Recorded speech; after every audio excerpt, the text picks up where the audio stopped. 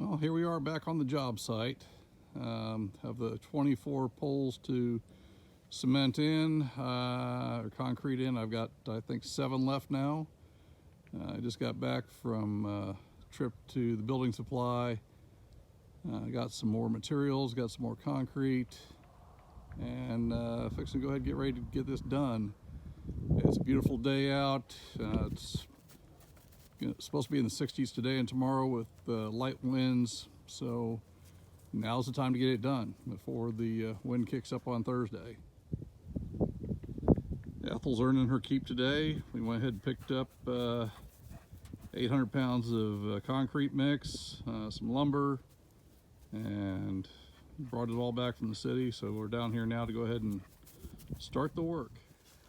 And here we are. I went ahead, got all prettied up today, stopped by the beauty salon, got my ears lowered, so we're good to go there. Yeah, it's time to go ahead and get the work done. Spent all morning running around, running errands. The breeze is kicking up just a little bit, but not too bad. Nothing that'll go ahead and keep me from getting the job done today.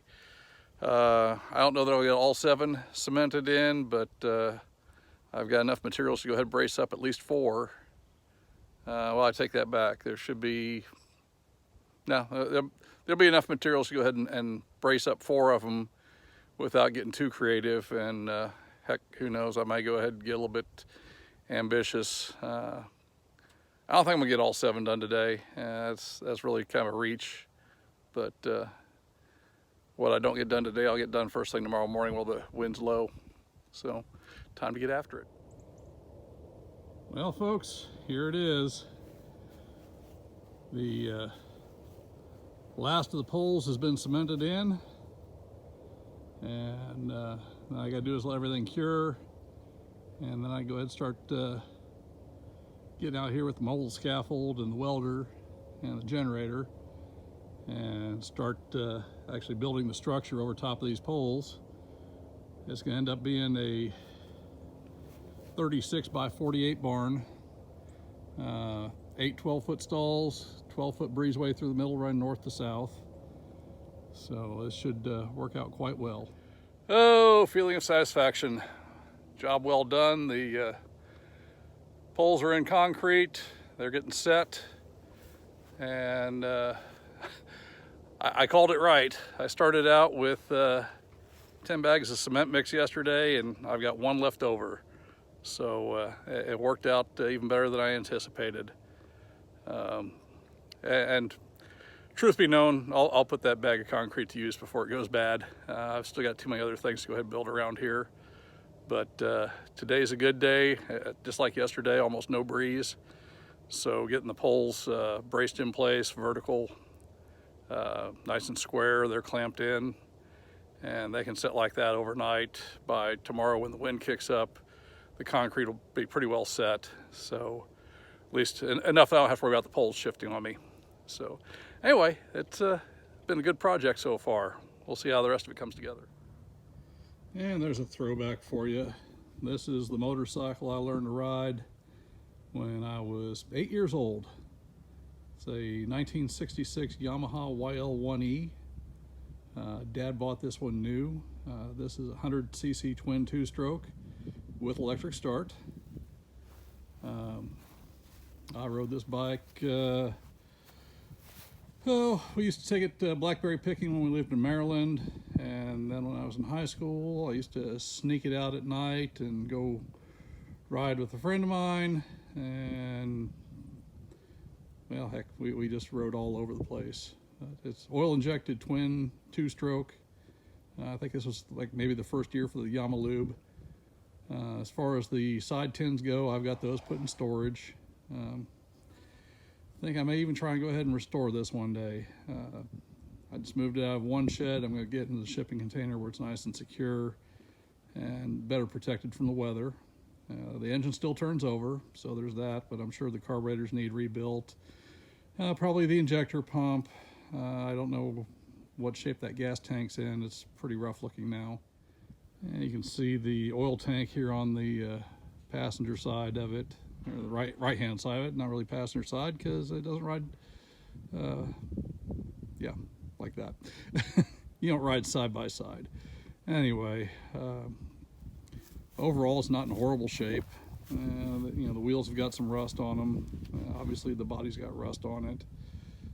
Not rusted through, mostly surface rust. But yeah, it's a little bit of a jewel here. The registration claims to be from 1992. I'll tell you that it's probably more accurately 1986. Dad was in a pissing contest with the state of Arizona as far as getting it through emissions testing.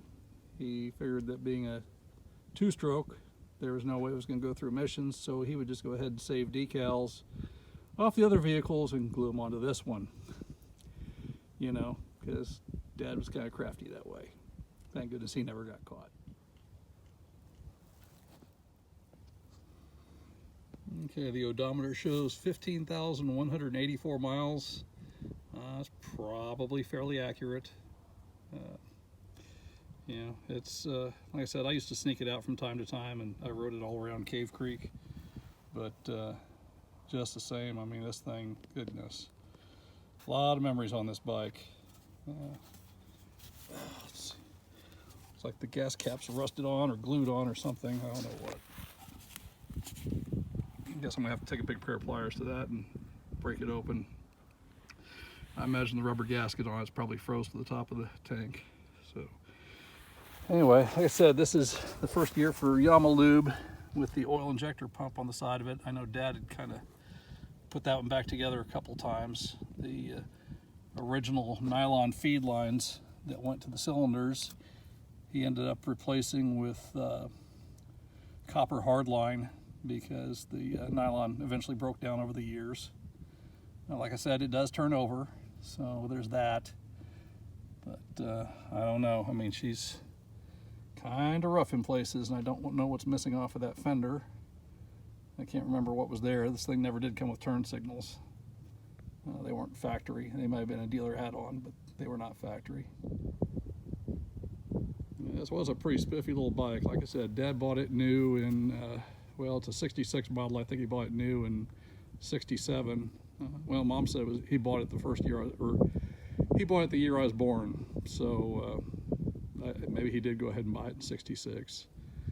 And Dad was usually one to go ahead and buy the previous model year when they were on sale. But regardless, there it is. Like I said, it's not too jacked up. Handlebars are slightly tweaked. I have to see if I can't go ahead and get those straightened out.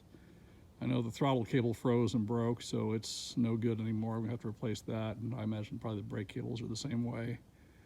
But yeah, it's not too far gone to save, so we'll see what happens with that.